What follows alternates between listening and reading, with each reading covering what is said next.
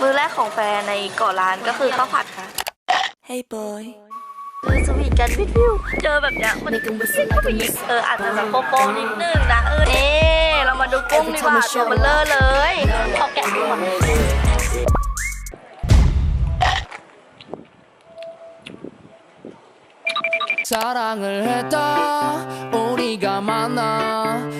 ธออยู่ในคลิปเขาไว้แต่แฟนก็อยากเก็บบันทึกไว้ว่าวันหนึ่งอะสวัสดีนะทุกคนยินดีต้อนรับเข้าสู่ช่องเปิร์แฟนนะคะเย้ก็คือแฟนกลับมาจากทะเลนานแล้วแหละแต่ว่าไอ้วันที่ไปทะเลน่ะแฟนไม่ได้อัดคลิปเปิดไงก็เลยมาอัดคลิปเปิดวันนี้นะคะเมื่อไม่กี่วันมานี้นะคะแฟนก็ได้ไปทะเลมาแล้วก็ได้บทเรียนอะไรบทหนึ่งเกี่ยวกับการไปทะเลครั้งนี้นะคะซึ่งทริปนี้มันควรที่จะเป็นทริปที่แฟนมีความสุขมากที่สุดใช่ไหมคะเพราะว่าไปกับคนคุยแต่มันกลับไม่มีความสุขเลยก็ทริปนี้มันจะเป็นยังไงนะคะอยากให้ทุกคนไปดูกันแล้วก็อยากให้ทุกคนดูให้จบนะคะไปดูกันค่ะว่าทริปนี้มันเป็นยังไงบ้างเรื่องราวมันเป็นยังไงไปดูเลยจ้า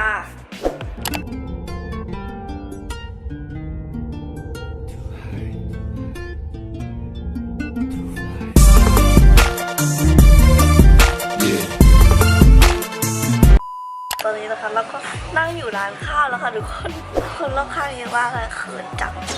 แล้วก็นั่งรอข้าวมาเลยมันก็ไม่มีอะไรอะเกาะร้านก็เหมือนเดิมไปดูคลิปคนอื่นก็เหมือนเดิมอะมันยังไงก็เหมือนเดิมอะแฟนมา4-5 รอบยังไงมันก็เหมือนเดิมแต่ที่ไม่เหมือนเดิมคือคนที่มาด้วยค่ะเธออยู่ในคลิปเขาไหมเดี๋ยวค่อยว่ากันเองว้าวโอเคค่ะเดี๋ยวแฟนรออาหารมาดูว่ามื้อแรกบนเกาะร้านจะกินอะไรนะจ๊ะนี่ค่ะพี่พิมพ์ก็คือผู้ร่วมชะตากรรมของเราในวันนี้คือมื้อแรกของเกาะร้านก็คือข้าวผัดไม่ใช่ข้าวผัดกะเพราหมูก็คือกะเพราหมูสับคือมาตั้งใจมากินกะเพราหมูสับสุดยอดนมคนตัดต่อช่วยเซ็นเซอร์นมให้ด้วยนะคะโอเค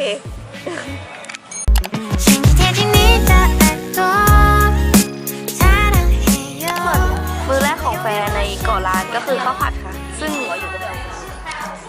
แม่มันข้าวกล้องก็มื้อแรกของแฟนก็ข้าวผัดซึ่งมันก็แบบหาได้ทั่วไปเหมือนกันแต่ก็ไม่เป็นไรค่ะเราก็จะกิน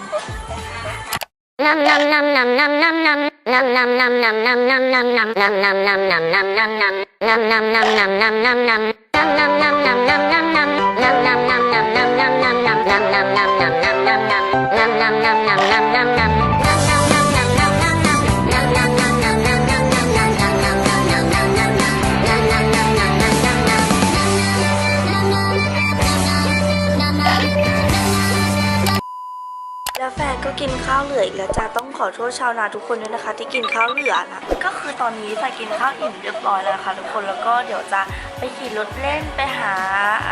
จะนั่งเล่นชายหาดนิดนึงแล้วก็แบบทำอะไรชิวๆนะคะก็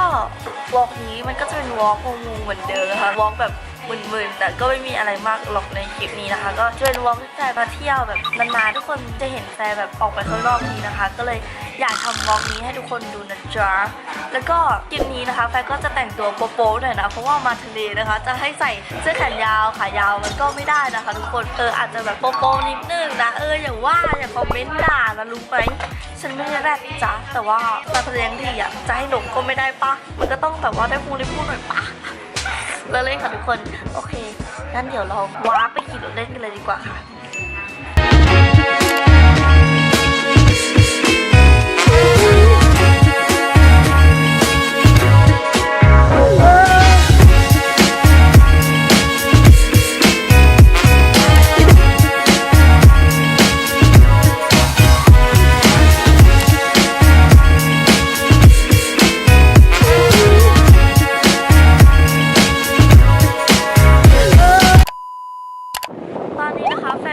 บนหาดไหนสักหาดนะบนเกาะล้านนะคะก็มานั่งมองทะเลมานั่งคิดอะไรไปเรื่อยเปื่อยนะคะคือแฟนเป็นคนที่ชอบมองทะเลมากๆแล้วเวลาแบบมองทะเลอ่ะมันทำให้แฟนได้คิดอะไรหลายๆเรื่องที่แบบว่าเราทำพลาดไปหรือเปล่าเราคิดผิดไปหรือเปล่าหรือแบบมันมีเวลาให้เราแบบว่ามานั่งทบทวนว่าสิ่งที่เราทำลงไปมันโอเคแล้วมันดีแล้วจริงๆใช่ไหมอะไรประมาณนั้นนะคะ แต่ก็มานั่งได้สักพักแล้วก็คิดอะไรไปเรื่อยจนตอนเนี้ยคือดาวอารมณ์ดาวไปแล้วอ่ะคือแบบคือมันจุกมันพูดอะไรไม่ถูกมันบอกอะไรไม่ออกเลยอะทุกคนไม่น่ามาเลยอะมันคิดอย่างนั้นอะแต่ก็แบบแต่ก็ช่างมันเถอะคืนนี้ต้องเมาแล้วกันอันนี้คือเหตุผลข้ออ้างของการจะไปเมาหรือเปล่าค่ะทุกคนแต่คือแฟนแบบเครียดจริงๆนะเดี๋ยวแฟนจะไปทำอะไรต่อก็รอดูต่อไปนะจ๊ะ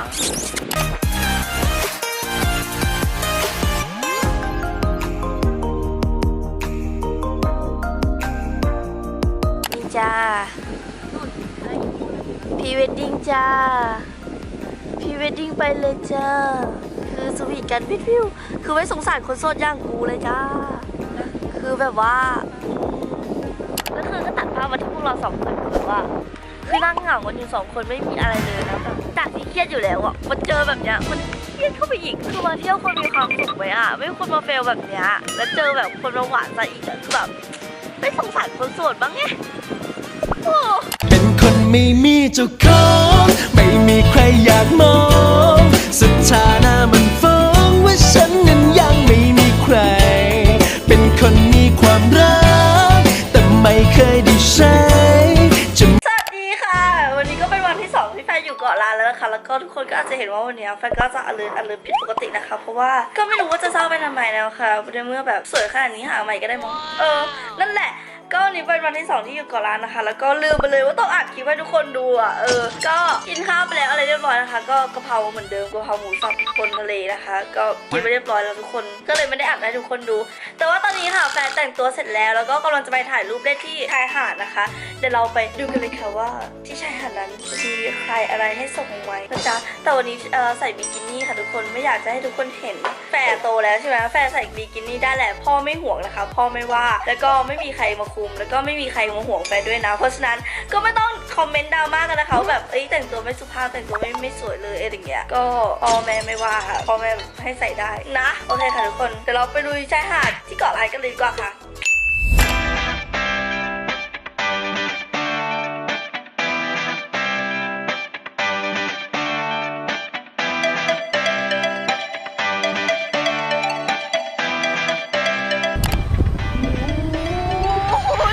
พี่มันหลับมาไปนะรวมแล้วสวนเลย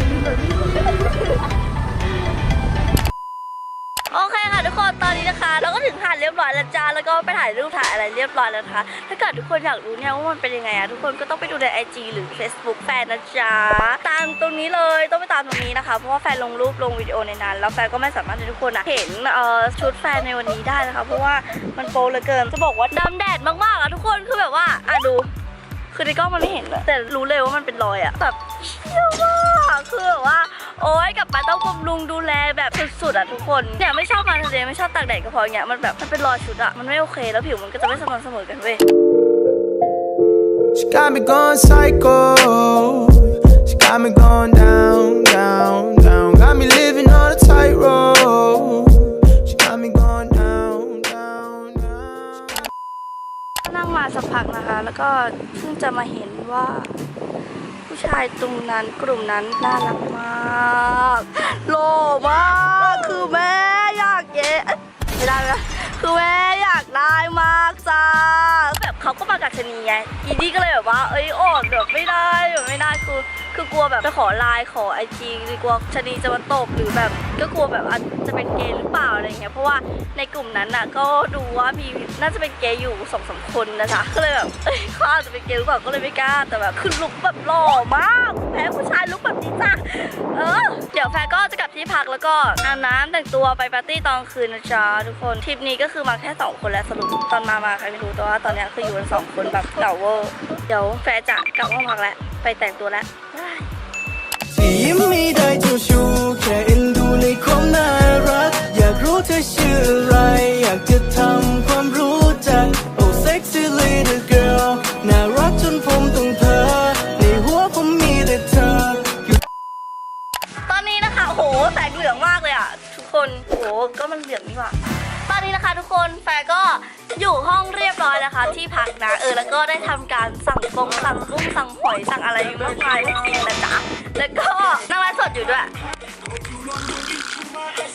ถ้าเกิดใครอยากเห็นแฟร์บ่อยๆใช่ไหมก็ต้องไปติดตาม IG แฟร์นะคะเพราะว่าแฟร์จะชอบไลฟ์สดบ่อยๆนี่เรามาดูกุ้งดีกว่าตัวเบลเลอร์เลย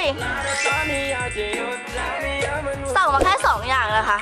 ก็สั่งกุ้งสั่งหอยสั่งมาเยอะมากนะโลนึงก็กินกัน2คนนะคะก็เลยไม่ได้สั่งกันเยอะมากนี่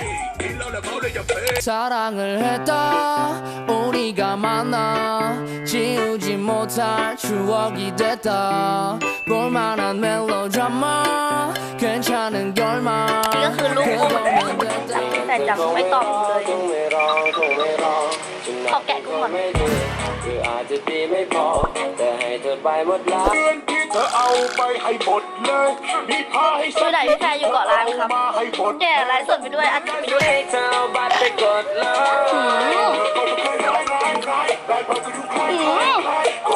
เผ็ดพี่กินอะไรกินกุ้งจ้าข่าวยั่วจ้า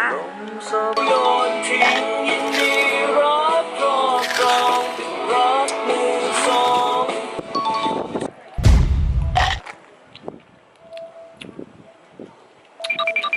สุโคยสุดยอดหอยหวานจ้าเผ็ดมากสงสัยเบบี้เธอคงต้องรักที่เธอไม่เข้ากันได้ก็คงดีแต่ว่าเธอนั้นไม่ชอบแบบนี้จะบอกแต่มันก็คงจะดีที่มีเธอคงจะดีที่มีเธอ baby girl you know I need you you know that I need you อันนี้หอยอะไรหอยหวานไม่เค็มเลยวะ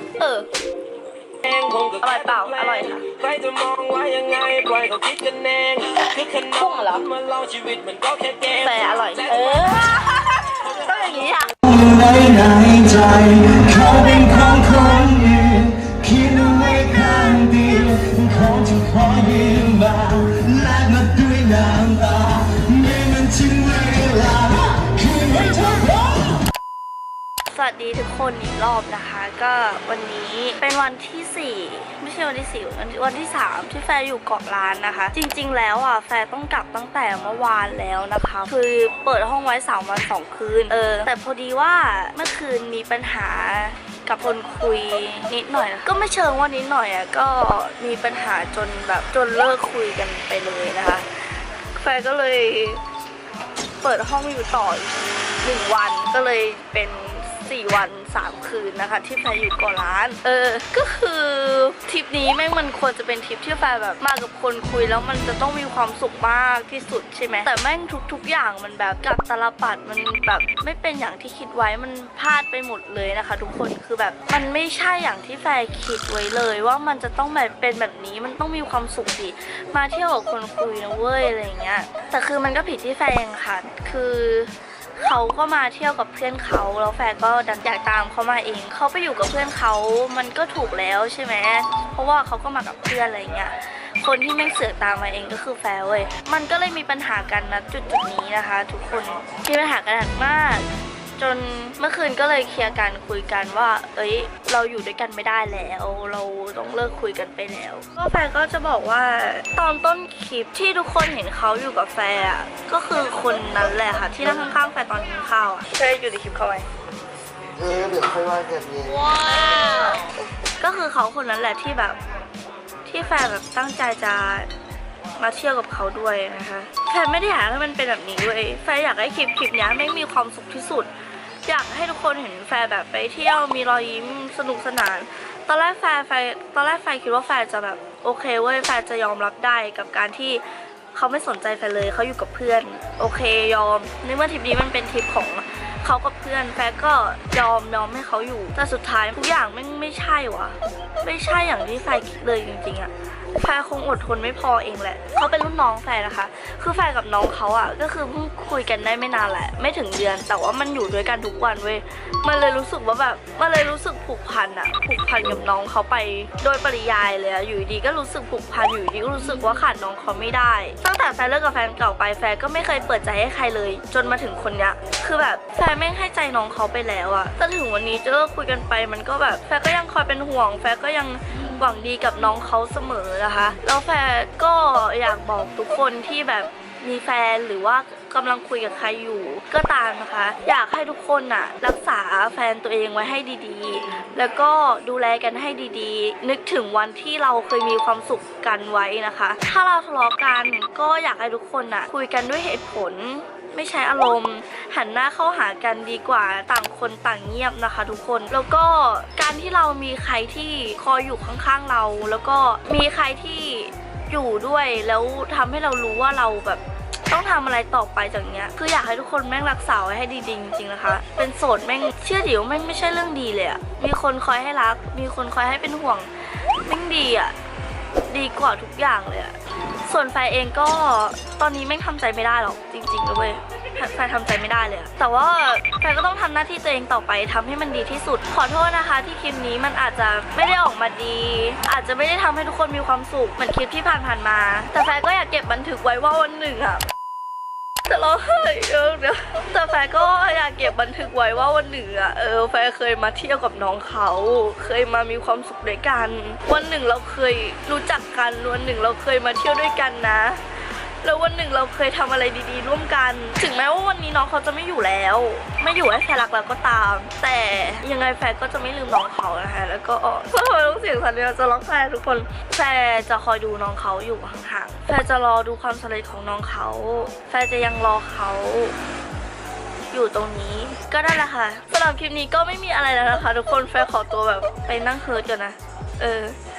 ก็ถ้าเกิดใครชอบคลิปนี้นะคะก็อย่าลืมกดไลค์กด subscribe เพื่อเป็นกำลังใจให้แฟนด้วยนะคะทุกคนแล้วไปเจอกันคลิปหน้าค่ะคลิปหน้าแฟนสัญญาว่าจะไม่เศร้าแล้วขอบคุณทุกๆคนมากๆนะคะที่ติดตาม